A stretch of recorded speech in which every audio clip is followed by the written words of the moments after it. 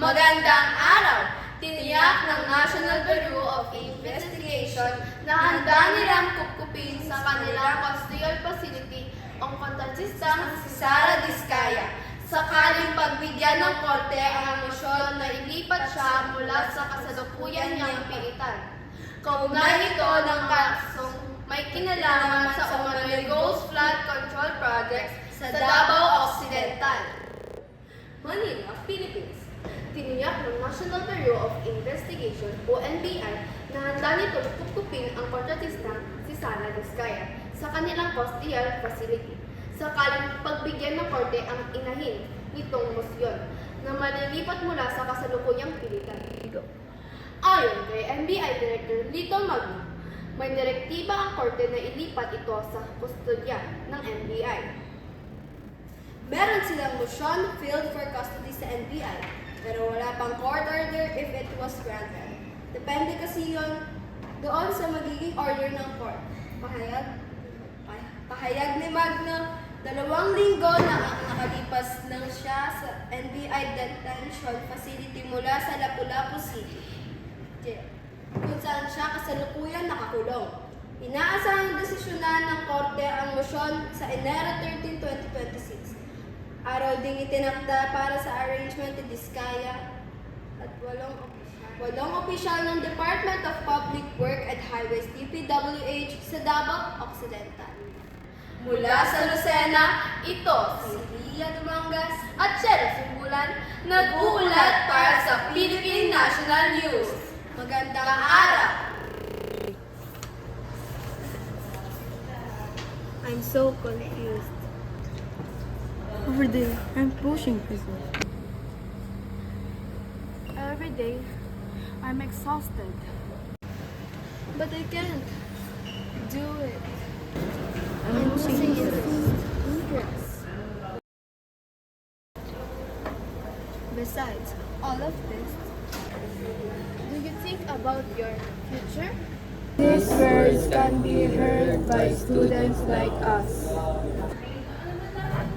because I know my partner is always by my side. Because I know my partner is always by my side. Because I know my partner is always by my side. Coca-Cola, the drink that solves our problem. Hope that add happiness to my life. Open happiness and taste the feeling.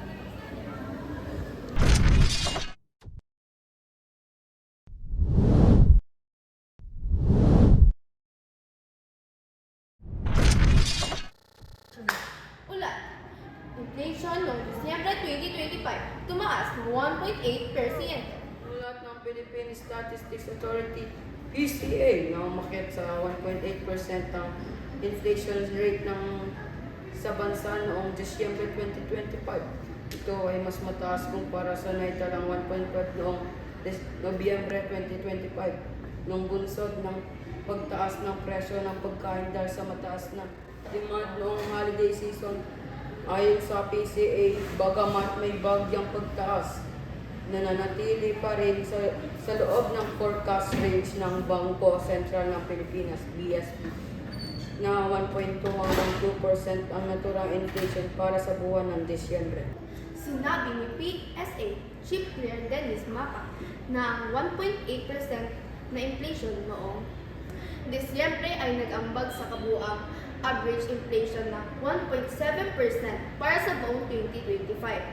Mas mababa ito sa 3.2% na naitala noong 2024 at nanatili mas mababa sa 2 hanggang 4% target range sa BSP. Isa sa mga pangunahing dahilan ng pagtataas ng inflation noong Disyembre ay ang pagmahal ng pagkain at non-alcoholic beverages na umabot ng 1.4%. Gayunman sa kabubuang taon, bumaba ang pagkain at non-alcoholic beverage index sa 1.2% mula 4.4% noong 2024. Dahilan para mas bumagal ang average inflation para sa 2025. Sa pangkalahatan, nananatiling mababa ang inflation kumpara sa mga nakaraang taon. Ngunit nananawagan ang mga awtoridad ng patuloy na pagbabantay sa mga presyong pangkalakal. Mula sa Lucena, ito si Sheila Simbulan, Dito si Ron Daniel Leola.